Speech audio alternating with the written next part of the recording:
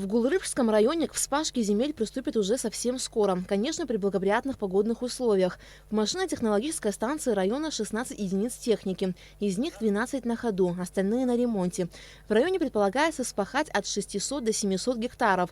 Главы администрации сел или сами сельчане оставляют заявки в МТС. Затем техника распределяется между 10 селами Гулрыбского района. Особенно у нас машина-тракторная станция загружена в период карантинных вредителей, когда они начинают просыпаться. Это коричнево-мраморный клоп, американская белая бабочка, которые очень сильно вредят сельхозкультурам и всего этого.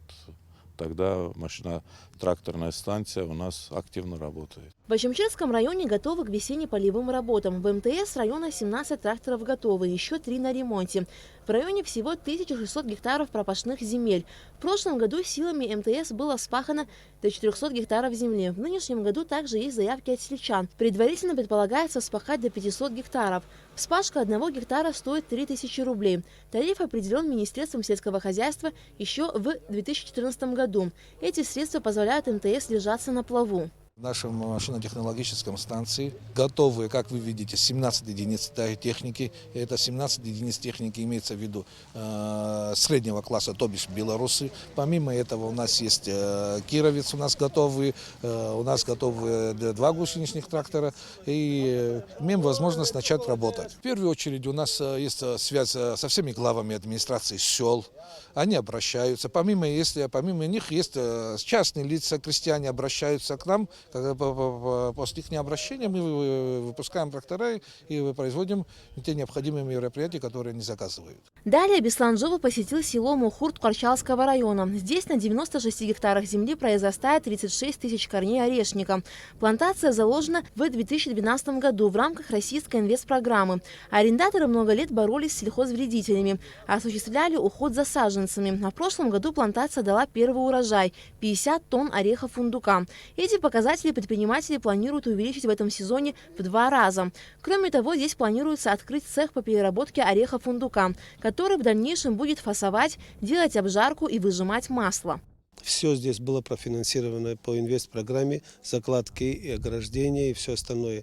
Далее, в 2014 году, когда было прекращено финансирование, эти ребята, которые здесь тогда находились как бы бригада приком, которую предполагалось, что им передадут в аренду, они своими силами вложили свои средства. И все эти 100 гектаров, они полносборные, силами этих ребят, и поэтому ввиду того, что они смогли довести до этого состояния, мы им в дальнейшем намереваем помочь. В целом в Карчалском районе готовы к весенне-полевым работам. В МТС 10 тракторов фирмы «Беларус», 1 в настоящее время на ремонте.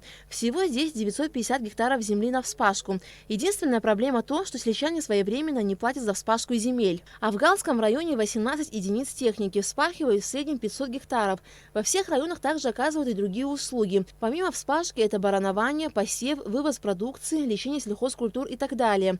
Подводя итоги поездки, первый вице-премьер-министр сельского хозяйства Беслан Жова отметил, что в целом районы готовы к весенне-полевым работам. Осталось решить технические вопросы, в частности найти или построить помещение для техники. Скажу честно, что из-за того, что бюджет не принят, мы практически пока государство ни одним рублем не смогли помочь крестьянам для того, чтобы организовать какие-то мероприятия. Но хотя бы эта техника должна успеть поработать.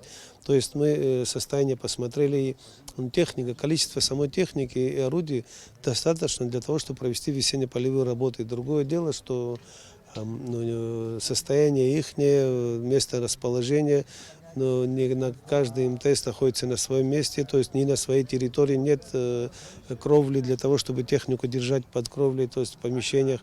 Поэтому они все стоят под открытым небом, это понимаете.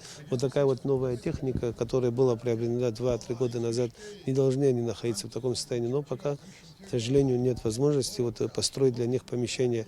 А самим хозяйством развиваться, честно говоря, это из-за того, что мы держим все эти параметры, то есть расценки для проведения мероприятий на том уровне, которые были 5 лет назад. 3000 рублей где-то на вспашку, скажем, гектар. частные трактора, частная техника делает намного дороже, но мы не можем себе позволить, чтобы как-то каким-то образом помочь крестьянам.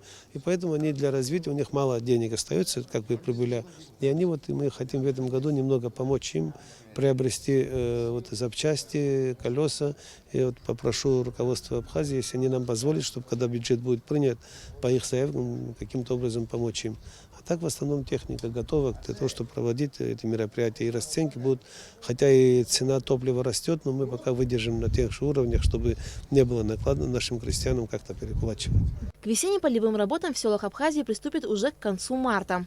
Алика Трапша, Алексей Гухава, Абхазское телевидение.